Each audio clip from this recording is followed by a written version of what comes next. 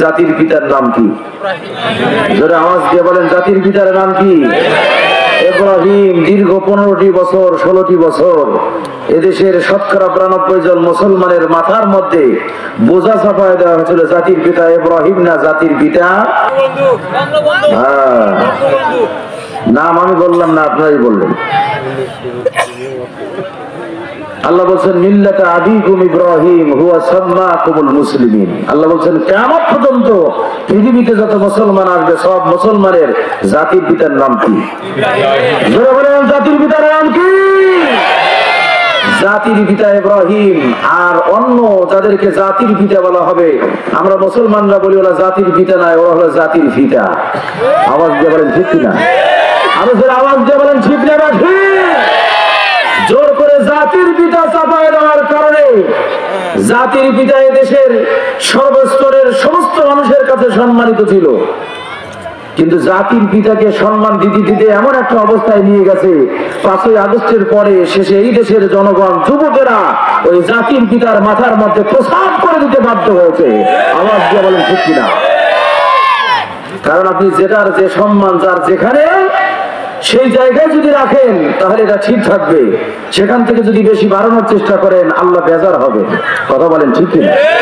জাতির পিতার ছবি সব জায়গায় লটকায় দেওয়া হয়েছে, সব জায়গায় জাতির পিতার ছবি। এদেশের জনগণ ভাত পায় না, অসহায় মানবতার আত্মনাদে আকাশ বাতাস ভারী হয়ে যায়।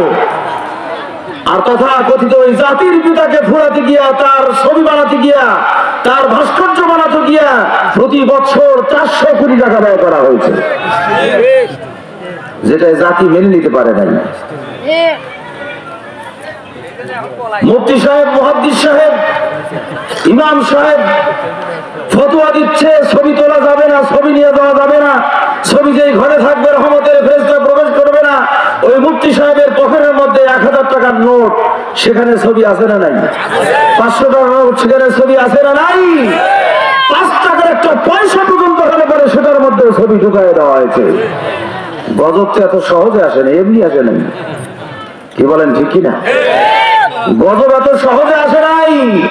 তোমরা যাদেরকে 15টি বছর পর্যন্ত তাদের পরিচয় দিতে পারো নাই, পরিচয় দিলে পরেই সঙ্গে সঙ্গে তোমরা ধরে ধরে জেলখানায় আবদ্ধ করে নির্যাতনের স্টিম রোলার চালিয়ে, বিশেষ করে আল্লাহর আসমানের নিচে জমিনের উপরে সবচেয়ে দামি মানুষ ওলামায়ে কেরাম, এই ওলামায়ে কেরামদেরকে জেলখানায় ধরে ধরে আবদ্ধ করে নির্যাতনের স্টিম রোলার চালিয়েছ।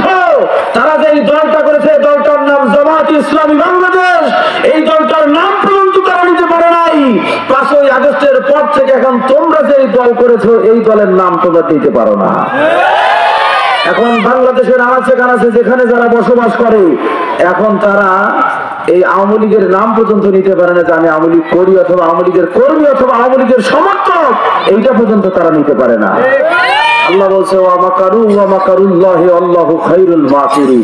তুমি দুনিয়াতে থেকে মানুষকে বয়কট করতে পারো, মনে করতে পারো তুমি আমাকে শেষ করে দেবে, কিন্তু আল্লাহ যদি চান যে আমি কাউকে উপরে তুলবো, গোটা দুনিয়ার সব মানুষ ওই মানুষটার লুঙ্গি ধরে, পায়জামা ধরে, প্যান্ট ধরে টানলে পরে ওই মানুষটাকে নিচে নামাতে পারবে না।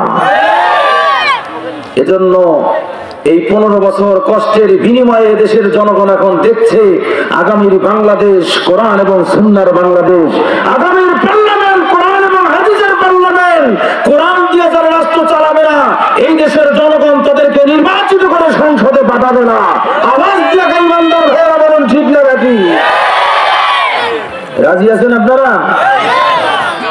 লেবাস নিয়ে হাওলা টুপি মাথায় দিয়া, নামাজ নাই, নামাজের শিডিউল নাই, যাকাত ভিত্তিক সমাজ কায়েমের আন্দোলন করে না, সৎ কাজের আদেশ করে না, অসৎ কাজ থেকে সমাজ থেকে বিদূরিত করার জন্য চেষ্টা করে না, এই সমস্ত হাওলাতি নেতা সামনে আমরা দেখতে চাই না।